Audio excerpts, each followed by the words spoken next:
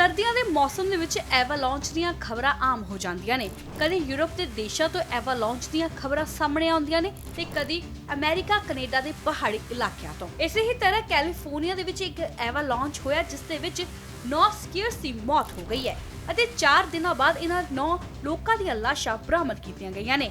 ਹੁਣ ਤੁਹਾਨੂੰ ਦੱਸਦੇ ਹਾਂ ਕਿ ਇਹ ਐਵਾਲਾਂਚ ਕੀ ਹੁੰਦਾ ਹੈ।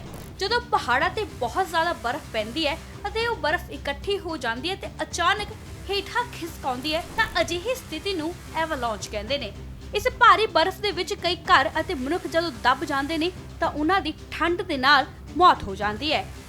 ਇਹ ਐਵਾਲਾਂਚ ਕਾਫੀ ਖਤਰਨਾਕ ਹੁੰਦੇ ਨੇ ਜਿਸ ਦੇ ਨਾਲ ਜਾਨੀ ਅਤੇ ਮਾਲੀ ਨੁਕਸਾਨ ਹੁੰਦਾ ਹੈ ਅਤੇ ਅਜਿਹੀ ਸਥਿਤੀ ਦੇ ਵਿੱਚ ਲੋਕਾਂ ਨੂੰ ਪਹਾੜੀ ਇਲਾਕਿਆਂ ਤੇ ਜਾਣ ਤੋਂ ਗੁਰੇਜ਼ ਕਰਨ ਦੀ ਅਪੀਲ ਕੀਤੀ ਜਾਂਦੀ ਹੈ।